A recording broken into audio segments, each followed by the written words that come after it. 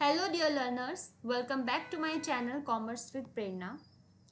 हमने स्टार्ट की हुई है बहुत ज़ोरों शोरों से बोर्ड एग्ज़ाम्स की तैयारी, और हम कैसे कर रहे हैं प्रीवियस ईयर पेपर्स को स्टार्ट कर कर। तो हमने कल क्या किया था उसके बारे में एक बार डिस्कस कर लेते हैं। हमने इकोनॉमिक्स क्लास 12 का प्रीवियस ईयर पेपर्स को डिस्कस करना स्टार्ट किया हुआ है, जिसमें मैंने आपको MCQ बेस्ड क्वेश्चंस और उनके पैटर्न के बारे में समझाया था, उनको कैसे अटेम्प्ट करते हैं ये सब हमने समझाया था। इवन हमने एक एक क्वेश्चन को बहुत क्लोजली समझा था, उसके पैटर्न को समझा था और उसको कैसे अटेम्प्ट करना है इसके बारे में हमने डिस्कस किया था। अब हम आगे बढ़ते हैं आज के टॉपिक पे। आज हम डिस्कस करने वाले हैं आपके जो फुल्ली थ्योरेटिकल क्वेश्चंस होते हैं उनको। 18 to 28 क्वेश्चन हमने कल डिस्कस कर लिए थे, 27 क्वेश्चन हमने डिस्कस कर लिए थे। आज हमें स्टार्ट करना है 28 क्वेश्चन से, जो कि आपके थ्योरेटिकल क्वेश्चन है। ओके, क्वेश्चन को रीड करते हैं। आपसे पूछा गया है, during the colonial period the occupational structure showed a lopsided movements. Do you agree with this given statement? Justify your answer with valid arguments. आपसे colonial period के बारे में पूछा गया है। ये जो टॉपिक है colonial period, ये आपका फिर से रिपीट हुआ है कि इसमें जो occupational structure था उसकी लूप साइडेड मूवमेंट्स जो शो करता है या नहीं करता है। ठीक है, तो आप इस स्टेटमेंट से एग्री करते हैं या नहीं करते हैं, ये आपसे पूछा गया है। आपको अपनी स्टेटमेंट को जस्टिफाई करना है। तो एक बार इसके आंसर्स को देखते हैं। क्या बोला गया है? During the colonial period the occupational structure showed loop sided movements. ठीक है, तो ये स्टेटमेंट क्या है? यस, इस स्टेटमेंट से आप क्या करते हैं? एग्री करते हैं। कैसे? अब हम जस्टिफाई करेंगे। The occupational structure during the colonial period show a loop side movements as part of the Madras Presidency, Bombay and Bengal witnessed and decline in the dependence of the workforce on the agriculture sectors with a commensurate increase in the manufacturing and the service sectors. Okay. There had been increase in the share of workforce in agriculture in states such as Orissa, Rajasthan and Punjab. Okay, तो हमने अपनी statement को agree कर कर हमने इस statement को justify किया है। ठीक है, इसमें समझाने वाली तो कुछ खास बात नहीं है, because it's all about your cramming power, your understanding power. Okay, अब नेक्स्ट पार्ट डिस्कस करते हैं इसका। ये तो आपका ए पार्ट था। नेक्स्ट पार्ट बोलता है, elaborate the reasons owing to which the private sector was regulated under the industrial policy resolution 1956। आपको क्या करना है? प्राइवेट सेक्टर में जो भी रेगुलेशंस लाई गई थी इंडस्ट्रियल पॉलिसी रेगुलेशन 1956 के अंडर, आपको उसके रीजंस को क्या करना है? इलैबोरेट करना है। तो देखते हैं इस क्वेश्चन को हम कैसे आंसरेबल करेंगे।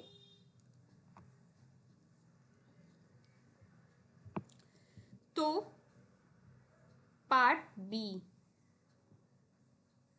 इसका यहाँ पर देखिए, elaborate the reasons owing to which the private sector was regulated under the industrial policy regulations 1956. Its answer is, the industrial policy regulations 1956 regulated the private sector through a system of licenses, and this policy aimed at achieving the regional equality. Okay, the government made it relatively easier to obtain an industrial license for industrial units to be established to economically backward area. Moreover, to ensure the judicious use of resources owned by the private sector, the licenses were need to expanding the diversifying output existing industrial units. Okay, तो इस तरीके से हमने कुछ reasons को elaborate किया private sector में जो भी रेगुलेट किए गए थे under the industrial policy regulations. अब यहाँ पर आपका 28 क्वेश्चन कंप्लीट होता है। Come to the next question is 29। ये कहता है, In India, National Education Policy 2020 has stressed a lot in service training to the of the teachers. Okay ये कहता है जो नेशनल एजुकेशन पॉलिसी, जो आपकी एनईपी पॉलिसी 2020 थी, उसने क्या है टीचर्स की ट्रेनिंग पर बहुत स्ट्रेस दिया है. ठीक है, टीचर्स की सर्विस ट्रेनिंग पर बहुत स्ट्रेस दिया है. तो उसके बेस पे आपसे कुछ पूछा गया है. Identify the source of human capital formation HCF indicated in the aforesaid statement. Okay, तो हमें आंसर देखना है कि किस तरीके से इसको हमने जस्टिफाई किया है. सबसे पहला आप का जो पार्ट है उसमें क्या पूछा गया है, आपसे कुछ सोर्सेज पूछे गए हैं ह्यूमन कैपिटल फॉर्मेशन HCF के, जो इंडिकेट करते हैं आपकी इस गिवन अबव स्टेटमेंट को, अफोरसेड स्टेटमेंट को. तो इसका आंसर है on the job training is a source of human capital formation HCF, जो इंडिकेट करता है अफोरसेड स्टेटमेंट को. किस तरीके की NEP पॉलिसी में सर्विस ट्रेनिंग डिस्कस की गई थी टीचर्स के लिए? It's the on the job training. On the job training क्या होती है? वो ट्रेनिंग जो आप विद इन अ सेंटर, ठीक है, with in a actual time period में आप उसको परफॉर्म करते हैं. ठीक है, मतलब आप ऑफिस में मान लीजिए कोई काम कर रहे हैं और साथ साथ सीख भी रहे हैं. ओके, इसको कहते हैं on the job training. End of the job training क्या होती है कि आप उस काम को करने के लिए अलग सेंटर से स्किल्स ले रहे हैं और परफॉर्म उसको अलग सेंटर पे कर रहे हैं, उसको हम कहते हैं ऑफ द जॉब ट्रेनिंग. ठीक है, तो यहाँ पे ऑन द जॉब ट्रेनिंग दी गई थी NEP 2020 टीचर्स के लिए. ओके, नेक्स्ट पार्ट क्या कहता है, elaborate the likely impacts of this source on the economic development of India. अब ये जो सोर्स के बारे में हमने डिस्कस किया है ऑन द जॉब ट्रेनिंग, इसका हमारी इकोनॉमिक डेवलपमेंट ऑफ इंडिया पर क्या इफेक्ट पड़ा है. तो इसका इफेक्ट पढ़ते हैं. On the job training has become a integral part of working environment in the recent times and it enhances the productive capacity of employees. It enables the employees to develop its skills and adapt modern technologies. As a result, on the job training, an employee is likely to contribute more productively, leading to the economic development of India. Got it? बहुत अच्छी तरीके से यहाँ पर solutions में आपको दिखाया गया है कि किस तरीके से आपको किस कीवर्ड्स के साथ आपको अपने आंसर को प्रेजेंट करना है. ठीक है, come to the next question. Question number 30. United Nations Department of Economic and Social Affairs indicated that India has overtaken China as a world most population country in the month of the April 2023.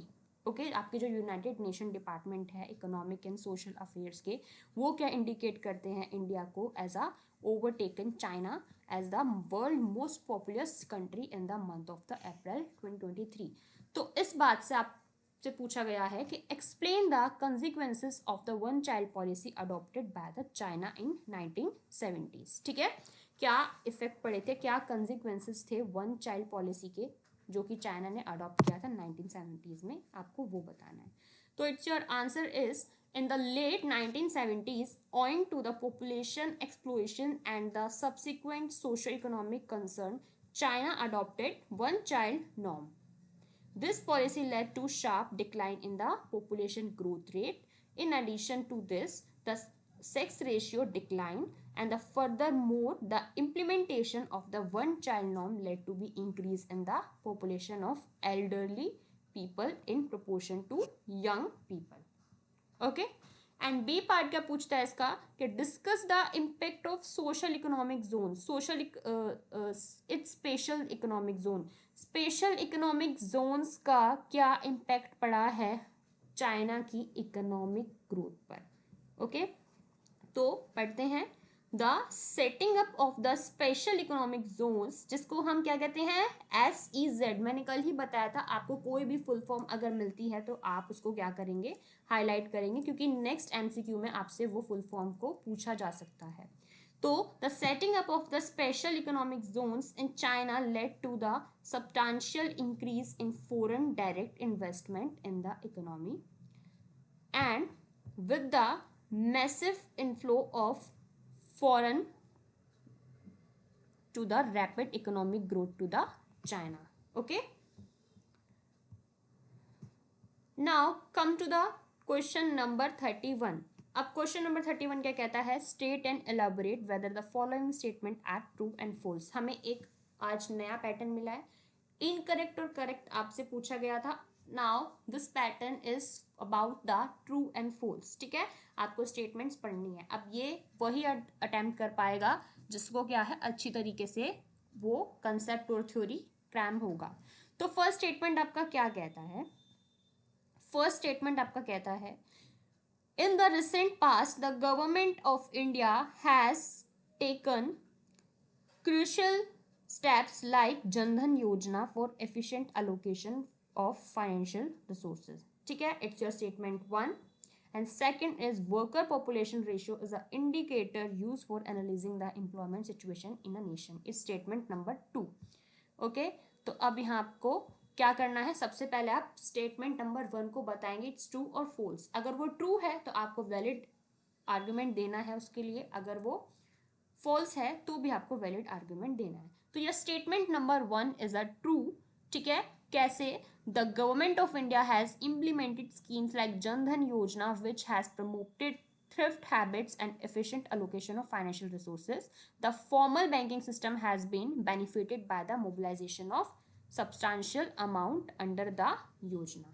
Okay, and your second statement is also true. ठीक है, कैसे? Worker population ratio is useful is in knowing the proportion of population that is actively contributing to the production of goods and services of the country. If the ratio is higher it's mean greater number of people are employed and vice versa. Okay, ये आपका क्या था? Question number 31 का whole a part. अब next question आपसे option में पूछा गया, you have to choose one, but यहाँ पे हम दोनों क्वेश्चन को समझेंगे बिकॉज कोई भी आ सकता है नेक्स्ट चांस में। पार्ट बी कहता है, elaborate the need to promote women's education in India. Women's education की क्या ज़रूरत है इंडिया में प्रमोट करने के लिए? आपको इस स्टेटमेंट को इलाबोरेट करना है। ठीक है, तो कैसे इलाबोरेट करेंगे आप इसे? Promoting women's education in India is a imperative for societal progress and gender equality, right? Educated women contribute to economic growth by entering the workforce and making the informed decision about their lives. Moreover, educating the women makes a favorable impact on the fertility rate, healthcare of the women and children. Hence, investing in women's education uplifts the communities and the drives sustainable development across the India. Okay? Next part B में आपका second क्या पूछा गया है आपसे? Mention any 2 example of diversification activities in the non agro processing industry. ठीक है, आपको कोई भी 2 एग्जांपल्स देने हैं regarding your diversification activities in the non agro processing industries. Let's check the answer. इसमें 2 एग्जांपल्स आपके क्या दिए गए हैं? वन इज फिशरीज, ठीक है, second is animal husbandry. Okay, अब ये जो क्वेश्चन है यहाँ पर इतना ही छोटा छोटा नहीं लिखना है एग्जाम्स में, आपको सॉल्यूशंस इसलिए दिखाए जा रहे हैं ताकि आप बहुत बेहतरीन तरीके से क्या है अपने की पॉइंट्स को इंक्लूड कर सके, आपको आइडिया हो सके कि आपको टू द पॉइंट किस तरीके से आंसर को करना है। चलिए, come to the next question, question number 32। State any 2 problems faced by farmers during the initial years of the organic farming। ठीक है, आपको कोई भी 2 प्रॉब्लम्स को यहाँ पे डिस्कस करना है जो फार्मर्स ने फेस की थी initial years of organic farming के दौरान। Here your answer. In initial years of the organic farming, farmer used to face a lot of problems such as yields from organic farming are relatively less, inadequate infrastructure। Okay, ये क्या थी? एक main problem थी जो farmers ने organic farming के दौरान face करी, और आप इसको एग्जाम्स में 1 लाइन में जस्टिफाई भी करेंगे, डिस्क्राइब भी करेंगे। And what's your part B question number 32 का? In the current situation, information technology play a vital role in achieving food security in a nation like India. Justify your given statement। आपसे पूछा गया है current situation में जो IT है आपका information technology, ये बहुत वाइटल रोल प्ले कर रहा है आपके फूड सिक्योरिटी के लिए इंडिया जैसे नेशन में, ठीक है। तो इसके बारे में आपको बताना है, इस स्टेटमेंट को आपको जस्टिफाई करना है। सो इसमें क्या बोला गया है, in India information technology play a crucial role as a government can predict areas of food insecurity. IT से आप क्या है, इंफॉर्मेशन टेक्नोलॉजी से आप कुछ भी सर्च कर सकते हैं, प्रिडिक्ट कर सकते हैं, ठीक है। vulnerability using the appropriate information and the software tools. It helps to disseminating the information regarding the emerging technologies and their application prices, whether and soil conditions of growing different crops, etc. Hence, IT play a vital role in achieving the sustainable development and food security in a nation like India. Okay.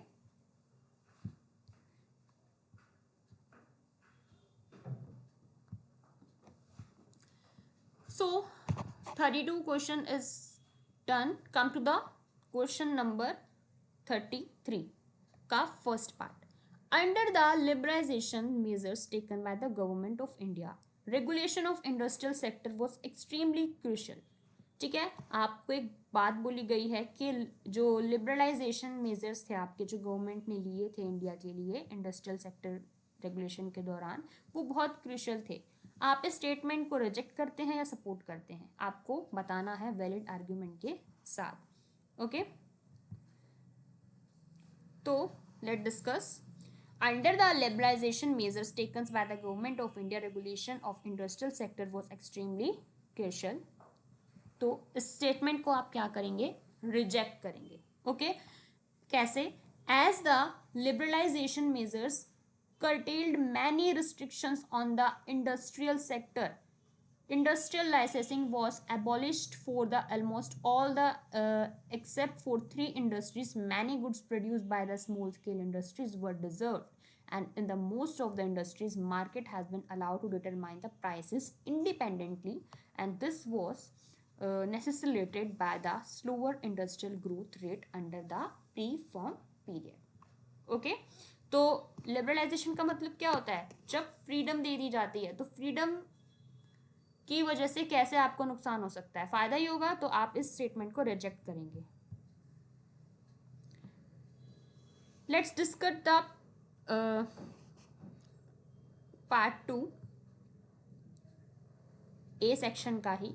Despite the implementation of green revolution, 65% of India's population continue to be engaged in the agriculture sector till the 1990s. ये कहता है कि जो आपका implementation किया गया था green revolution का, उसमें 65% ऑफ इंडिया पॉपुलेशन क्या थी, वो कंटिन्यू थी किसमें, एग्रीकल्चर सेक्टर में 1990s तक। आपको इस स्टेटमेंट को जस्टिफाई करना है विद अ गिवन एक्सप्लेनेशन के साथ। ओके,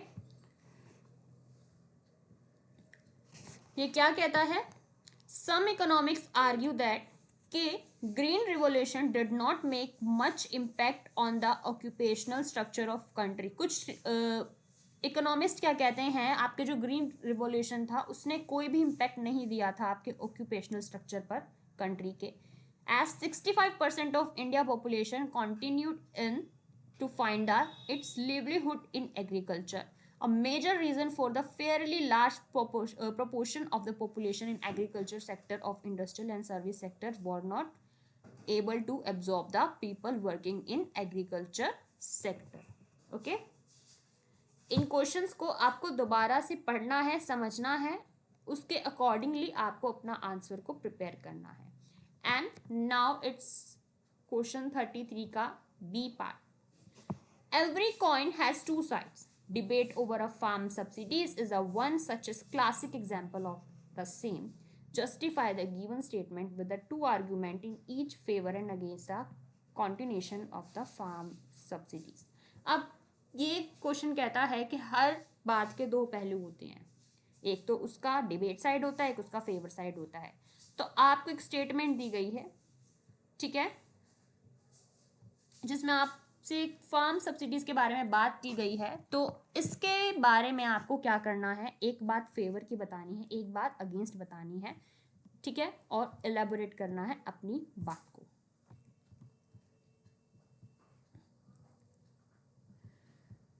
तो फर्स्ट पार्ट में क्या कहता है फार्म सब्सिडीज के बारे में, तब introduction of farm subsidies has been opinionated step taken by the government of India. Okay, argument के इसकी आर्ग्यूमेंट हम फेवर में क्या बोलते हैं कि फार्म सब्सिडीज की मदद से क्या हुआ है, एलिमिनेट हुआ है सब्सिडीज में increase the inequalities of income between the rich and poor farmers.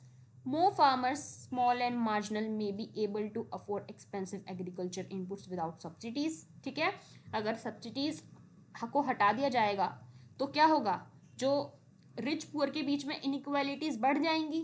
ठीक है, बहुत सारे फार्मर्स क्या है एक्सपेंसिव एग्रीकल्चर को सपोर्ट नहीं कर पाते हैं, तो वो क्या है बहुत पीछे रह जाएंगे.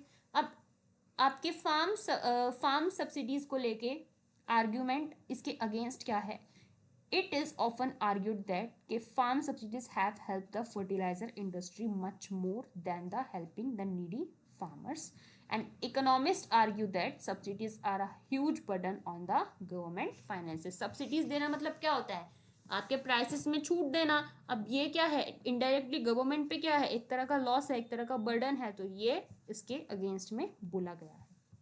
Okay, come to the part B of question 33 का सेकेंड पॉइंट आपसे पूछा गया है. State the importance of the growth with equity as the objective of Indian economic planning. ठीक है, आपको ग्रोथ विथ इक्विटी के ऑब्जेक्टिव को जस्टिफाई करना है as a Indian economic planning के अंडर. ठीक है, ये कैसे एक ऑब्जेक्टिव है इंडियन इकोनॉमिक प्लानिंग का, ग्रोथ विथ इक्विटी, इसको आपको समझाना है. तो आप कैसे समझाएंगे, आप बताएंगे For a nation, both growth of the gross domestic product (GDP) and equity in distribution of income are equally important. ठीक है, आपका जो GDP है और आपका जो इक्विटी डिस्ट्रीब्यूशन है, दोनों ही क्या है, इक्वली इंपॉर्टेंस है. ग्रोथ का मतलब क्या होता है, increase in a country capacity to produce goods and services, and equity का मतलब क्या होता है, reduction in inequality of income and wealth. ठीक है, तो ग्रोथ विद इक्विटी का मतलब क्या हुआ, फ्रूट्स ऑफ इकोनॉमिक डेवलपमेंट. आपने जो इकोनॉमिक डेवलपमेंट किया है, उसके लिए जो एफर्ट्स लगाया, उसका क्या फ्रूट आया है, क्या फल आया है, क्या रिजल्ट आया है, उसको एंजॉय करना सभी सेक्शन, सोसाइटी के सभी सेक्शन के द्वारा इक्वली. ठीक है, बराबर तरीके से. Hence, achieving the equitable growth in important objective that was taken into the consideration in India economic planning.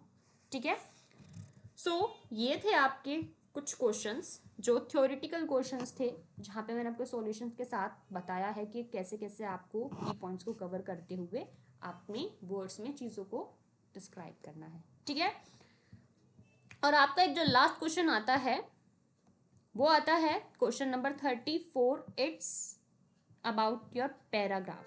Okay, अब पैराग्राफ को अटेम्प्ट करने के कुछ ट्रिक्स होते हैं. आप सिक्वेंशली ढूंढेंगे आंसर्स और पैराग्राफ पढ़ेंगे, वो बहुत टाइम टेकिंग होता है. उसके कुछ ट्रिक्स होते हैं इंपॉर्टेंट, जो आपको बहुत आगे तक काम आने वाले हैं, आपकी यूजीसी नेट तक काम आने वाले हैं हर एग्जामिनेशन में. तो उसको मैं नेक्स्ट वीडियो में डिस्कस करूँगी, सो स्टे ट्यून. ओके, तो अच्छे से सारे कंटेंट को पढ़ना, पूरी वीडियो को देखना, समझना और देखना कि आंसर्स किस तरीके से पिक किए जाते हैं. ठीक है, बोर्ड एग्जाम्स के लिए. So that's for all today. मिलते हैं नेक्स्ट वीडियो में part A your macro economics questions के साथ, जिसमें हम डिस्कस करेंगे. तो वीडियो आपको अच्छी लगे, अच्छी ही है वीडियो, देखना ज़रूर. तो इसको लाइक करना, शेयर करना और चैनल को सब्सक्राइब करना. ठीक है, so keep learning, keep practising. मिलते हैं नेक्स्ट वीडियो में. Thank you so much.